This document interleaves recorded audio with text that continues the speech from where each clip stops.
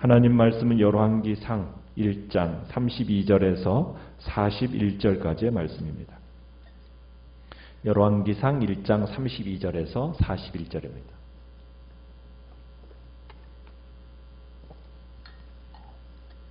열왕기상 1장 32절입니다. 다윗 왕이 이르되 제사장 사독과 선지자 나단과 여호야다의 아들 브나야를 내 앞으로 부르라 하니 그들이 왕 앞에 이른지라.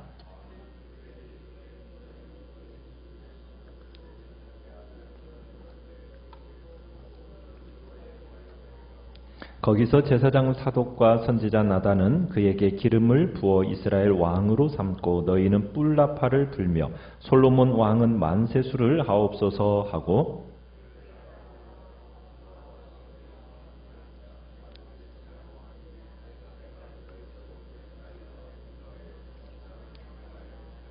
여호야다의 아들 브나야가 왕께 대답하여 이르되 아멘, 내 주 왕의 하나님 여호와께서도 이렇게 말씀하시기를 원하오며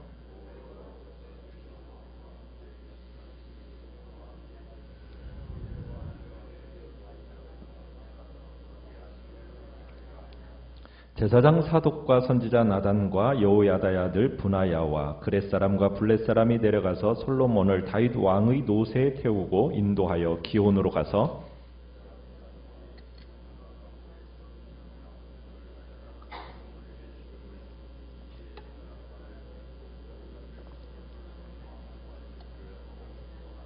모든 백성이 그를 따라 올라와서 피리를 불며 크게 즐거워하므로 땅이 그들의 소리로 말미암아 갈라질 듯하니 아도니아와 그와 함께한 손님들이 먹기를 마칠 때에 다 들은지라. 요압이 뿔나팔 소리를 듣고 이르되 어찌하여 성읍 중에서 소리가 요란하냐. 오늘 말씀의 제목은 하늘 권세를 흘려보내는 통로라는 제목으로 말씀을 나눕니다. 이제 다윗이 솔로몬을 왕으로 세우기로 결정을 하고 결단을 하니까 이제 밧세바가 얼굴을 땅에 대고 절을 하는 장면으로 어제 말씀을 봤습니다. 그렇게 밧세바를 돌려보낸 다음에 오늘 다윗은 사독제사장, 선지자 나단 그리고 자신의 경호 장관인 브나야를 서둘러서 입궐하게 합니다. 다윗이 이들을 지명한 것은 정황을 감할 때 매우 적절한 처사죠. 다윗이 아직은 확고한 판단력과 통치 능력을 지니고 있음을 보여주는 장면입니다. 나단을 부른 이유는 이미 다윗을 찾아온 적이 있기 때문에 당연히 그를 부른 것이고요. 사독과 브나야를 지목한 이유는 무엇이었겠습니까? 우리가 26절에서 보았지만 나단이 이미 아도니아가 잔치에서 제외된 사람들로서 이 사독과 브나야를 지목하고 있었기 때문에 언급했기 때문에 이들만이 아도니아 쪽으로 기울지 않았다라는 그런 결론으로 지금 이렇게 결정한 겁니다. 다윗은 그들에게 말을 합니다. 자, 신하들을 거느리고 자신의 전용 노새에 솔로몬을 태워 기온샘으로 가라 이렇게 얘기합니다.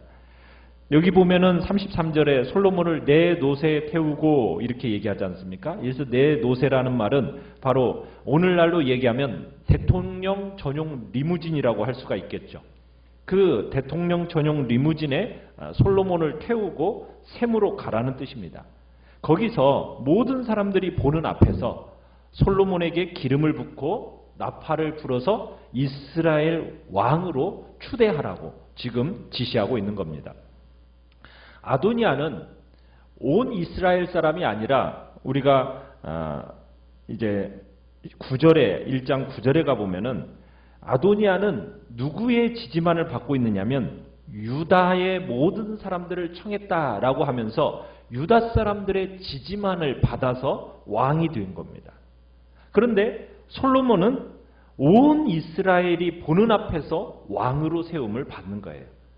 거기에다가 다윗의 인준을 상징하는 자신의 나귀, 왕의 나귀를 타고 지금 가고 있는 겁니다.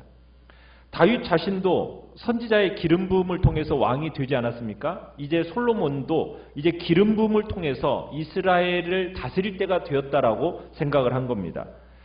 이 기온이라는 지역은 예루살렘 동쪽에 있는 기드론 계곡에 위치해 있는데 예루살렘에서 가장 잘 보이는 곳이 이 기온샘입니다. 솔로몬은 예루살렘 모든 사람 앞에서 왕위에 오르게 되는 겁니다. 또 기온은 또 아도니아가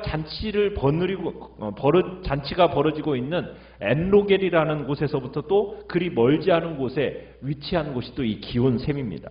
그래서 아도니아가 잔치를 벌이는 장소에서도 사람들의 소리가 들리게끔 되어 있었던 거죠. 자, 사람들은 솔로몬이 다윗 왕의 이 전용 노새를 타고 가는 모습을 보면서 이 일이 다윗이 직접 지시한 일이구나, 이것을 알게 되었던 겁니다. 그러면서 다윗은 자신의 이러한 지시가 직접적인 지시라는 것을 사람들로 하여금 보이도록 극대화시키기 위해서 지금 이런 자신의 노새를 타고 가게 한 거죠. 아도니아의 이 잔치는 귀족들, 엘리트 시민들, 소수만의 어떤 잔치였다면 지금 다윗이 솔로몬에게 하는 이 기름 부음과 왕의 나귀를 타고 가게 하고 음악을 동원하는 일은 모든 사람들 앞에서 이루어지는 일입니다. 그래서 솔로몬으로 하여금 모든 사람들이 보는 앞에서 왕이 된 것을 선포하고 알리게 하는 겁니다. 그러니까 이게 올바른 방법인 거죠. 게다가 이제 제사장 사독으로 하여금 솔로몬에게 기름을 붓게 하는 것, 이게 이제 지금까지 이스라엘의 왕이 세워질 때 하는 방법을 답습한 겁니다. 다윗도 그렇고 사울도 그렇고 누구에 의해서 기름 부음을 받았습니까? 선지자 사무엘에 의해서 왕으로 세워졌잖아요. 이게 전통적인 방법인 겁니다. 정당한 예식인 거예요. 그래서 솔로몬을 왕으로 세우라는 이 명령 속에서도 지금 기름 부음을 통해 왕으로 세우는 일이 지금 진행되고 있는 겁니다.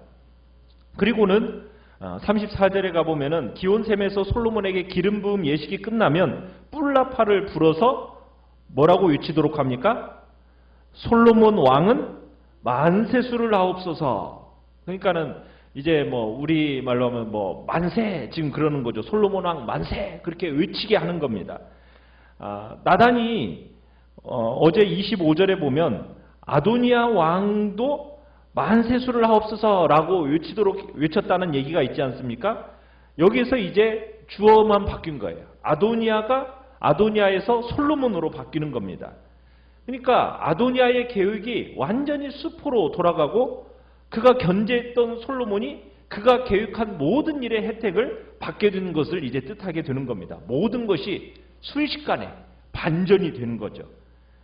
참, 만약 아도니아가 반발하고 여기다가 엉뚱한 짓을 하면 지금 아도니아의 이 파티, 이 잔치에 대해서 알지 못하는 백성들은 뭐라고 여기게 되겠습니까?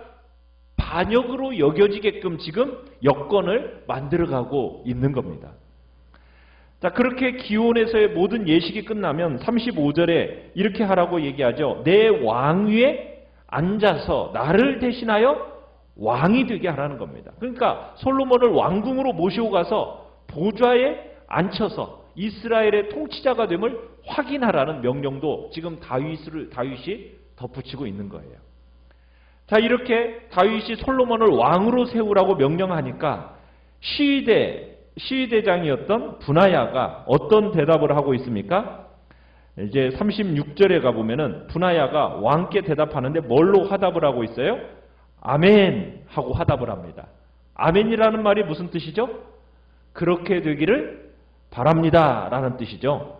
자, 그리고서는 37절에 이렇게 또 화답을 하고 있어요. 여호와께서 내 주 왕과 함께 계심같이 솔로몬과 함께 계셔서 그의 왕위를 내 주 다윗 왕위보다 더 크게 하시기를 원하나이다 하면서 적극적으로 다윗의 명령을 지지하고 축복하는 발언을 하고 있습니다.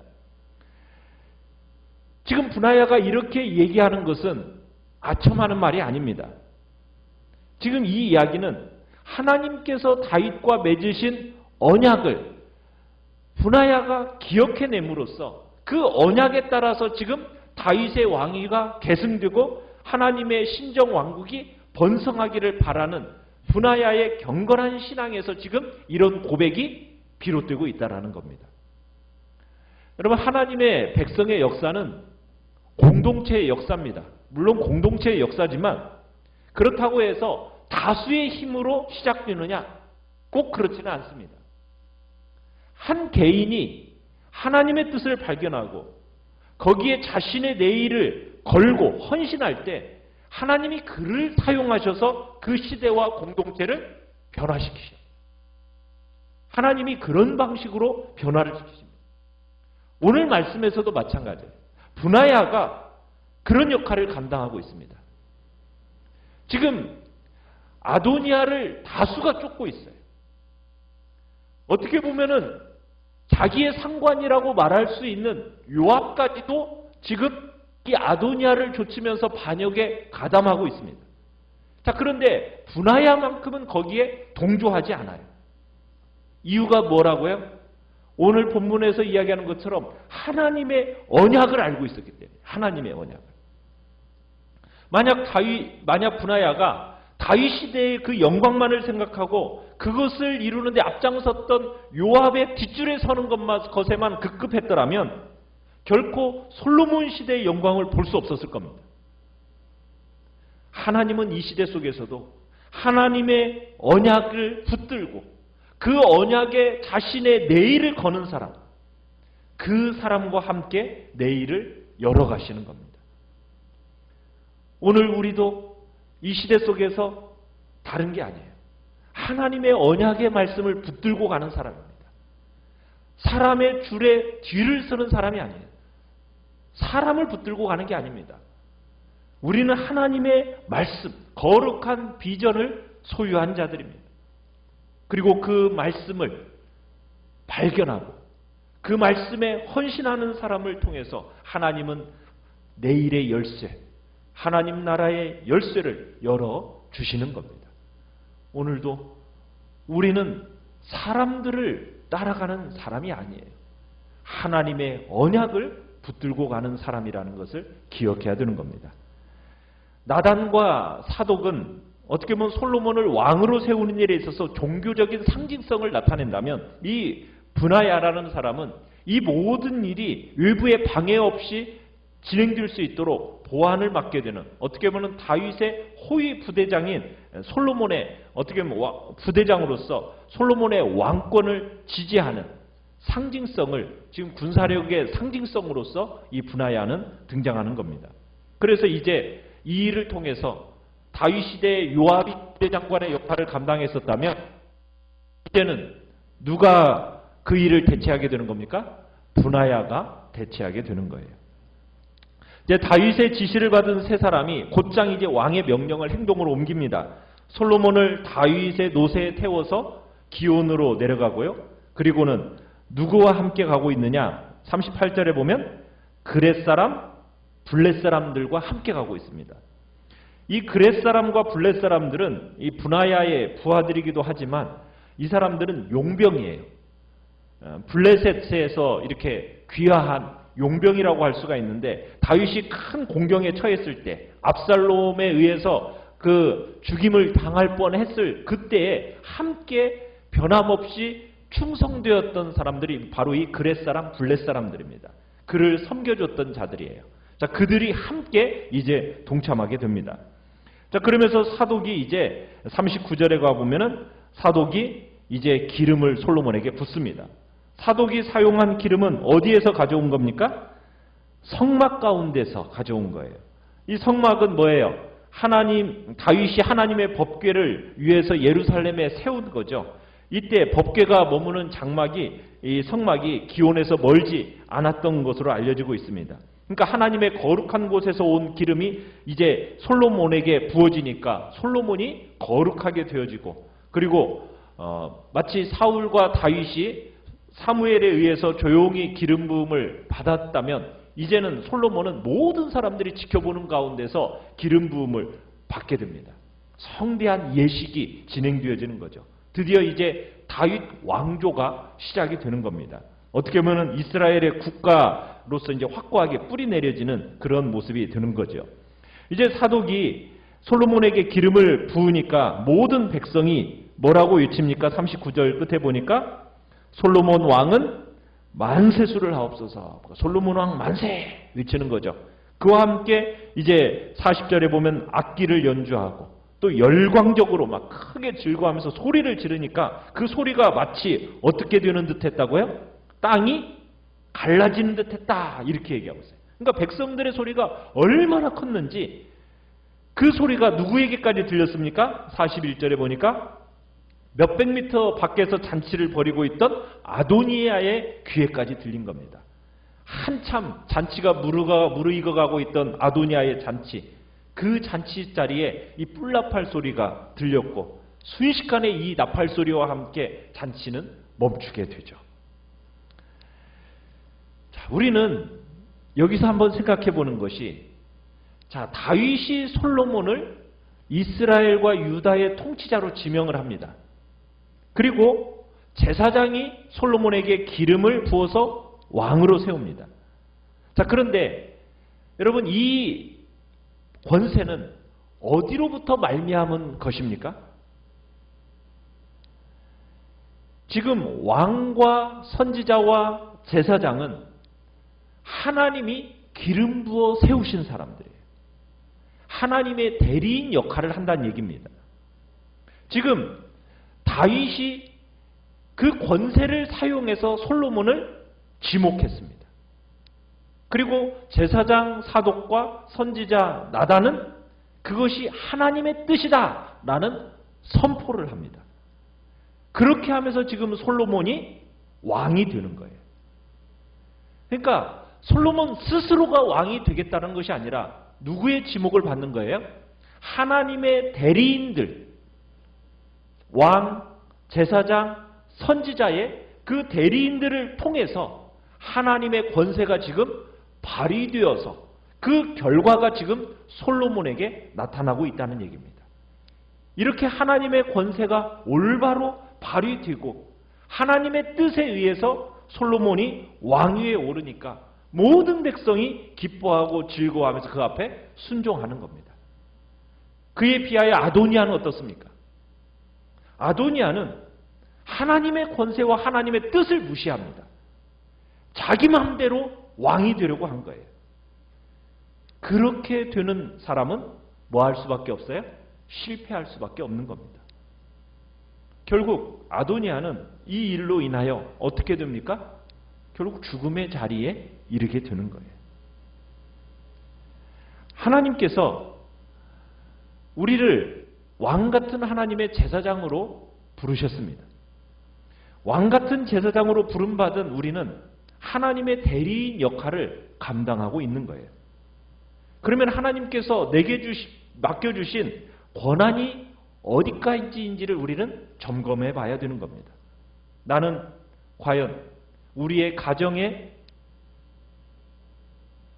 부모로서, 또 우리의 구역의 구역장으로서, 또 한 지역의 지역장으로서 하나님이 세워주신 그 자리에, 부름받은 그 자리에서 우리는 하나님의 뜻을 실현해 감에 있어서 나는 하나님의 대리인의 역할을 어떻게 감당하고 있는가?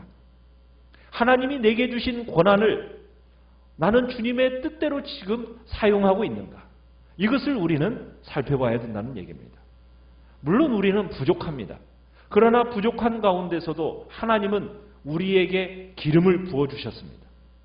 각자에게 맡겨주신 사명을 맡겨주셨습니다. 그러면은 그 맡겨진 자리에서 우리는 그 안에서 하나님 앞에 감사드릴 뿐만 아니라 이제는 무슨 일을 해야 되느냐? 사람을 세우는 일을 해야 되고, 가정을 세우는 일을 해야 되고, 교회를 세우는 일을 해야 되는 거예요. 그게 바로 영적 제사장으로서 감당해야 할 몫이라는 거예요. 우리가 오늘 한 날도 주님이 나를 참으로 이 복된 자리에 세워주신 분이 하나님이시라면 그 하나님으로부터 기름 부음 받았음을 기억을 하고 나는 무슨 일을 위하여 내가 그 자리에 서 있는가? 사람을 세우는 일에 나 자신을 세워가겠다고, 주님께서 맡겨주신 뜻을 순종하는 일에 나 자신을 세워가겠다고 결단하시길 바랍니다. 아도니아처럼 내 마음대로 내가 왕노릇 하겠다라는 그런 자리가 아니라 나는 단지 하나님의 대리인일 뿐이라는 것을 기억하면서 대리인으로서의 역할을 충성스럽게 감당하는 복된 자리에 있기를 간절히 축원합니다. 간절히 축원합니다.